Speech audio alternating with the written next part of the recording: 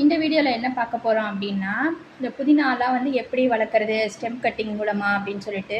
So புதினாவை நம்ம வாங்கி வீட்டுக்கு யூஸ் பண்ணிவிட்டு அப்படியே எடுத்து நட்டிங்கன்னா அது அவ்வளோவா வராது. ஸோ என்ன பண்ணால் இந்த மாதிரி ஒரு நீர்ப்பதியம் போட்டு வச்சுருங்க. நீர்ப்பதியம் வந்து ஒரு வாரம் ஆச்சு இது போட்டு. இது வந்து தண்ணியை மட்டும் டெய்லி மாற்றிடுங்க. ஸோ ஒரு வாரத்துக்கு அப்புறம் நம்ம எடுத்து பார்த்தோம் அப்படின்னா இதில் வந்து நிறைய வந்து வேர்கள் வந்திருக்கும். ஸோ இந்த மாதிரி கீழே ஸ்டெம்மில் நான் எடுத்து காட்டுறேன். இந்த மாதிரி வந்து நிறைய வந்து வேர் பகுதி வந்து அதில் பிடிச்சிருக்கும். ஸோ இந்த மாதிரி நீர்ப்பதியம் போட்டதுக்கு அப்புறம் நாம் எடுத்து ஊனினோன்னா செடி வந்து நல்லா வளரும். இது வந்து புதினாக்கு மட்டும் இல்லை, இந்த வெள்ளை கரிசலாங்கண்ணியும் இதே மாதிரி பண்ணலாம், மஞ்சள் கரிசலாங்கண்ணியும் இதே மாதிரி பண்ணலாம். இல்லை வந்து வெள்ளை கரிசலாங்கண்ணி வந்து நீர்ப்பதியம் போடாமல் கூட வந்து நான் என்ன பண்ணேன், ஒரே ஒரு ஸ்டெம்மை எடுத்து நான் இப்போ எடுத்து இது மாதிரி வச்சுருந்தேன். அது வந்து நல்லா துளுத்திருக்கு பாருங்கள். இதுதான் வந்து வெள்ளை கரிசலாங்கண்ணி.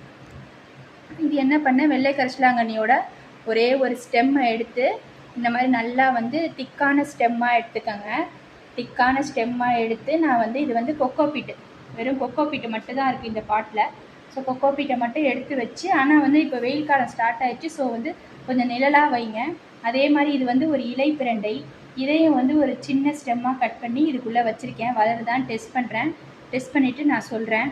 ஸோ இதுதான் வந்து வெள்ளை கரிசலாங்கண்ணி. இது வந்து பாருங்களேன், இந்த நீரில் வந்து அப்படியே வந்து போட்டு வச்சுருந்தேன் ஒரு வாரமாக.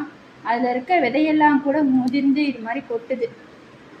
ஸோ இதுதான் வந்து வெள்ளை கரிசலாங்கண்ணியோட விதைகள். இப்படி தான் இருக்கும், சின்ன சின்னதாக இருக்கும். ஸோ இதுலேருந்து இப்போ கொட்டுச்சு. இந்த ஸ்டெம்மு நான் எடுத்து வச்சுருந்தேன்ல, இதுலேருந்து இப்போ கொட்டுச்சு. ஸோ இது மாதிரி ட்ரை பண்ணுங்கள். ஸோ யாராவது வந்து மஞ்சள் கரிசலாங்கண்ணி வெள்ளை கரிசலாங்கண்ணி ட்ரை பண்ணுறீங்க அப்படின்னா கொக்கோபீட்டில் வந்து இந்த மாதிரி ஒரு சின்ன இதில் எடுத்துகிட்டு பாட்டில் எடுத்துகிட்டு அதில் வந்து இந்த மாதிரி வச்சு ட்ரை பண்ணுங்கள். இல்லை வந்து நீர்ப்பதியம் கூட ஒரு 4-5 நாளில் வந்து ஒரு டம்ளரில் எடுத்து தண்ணியை வச்சு இந்த மாதிரி நீர்ப்பதியம் ட்ரை பண்ணிவிட்டு நல்லா வேர் விட்டுரும். வேர் விட்டதுக்கு அப்புறம் கூட எடுத்து வைக்கலாம்.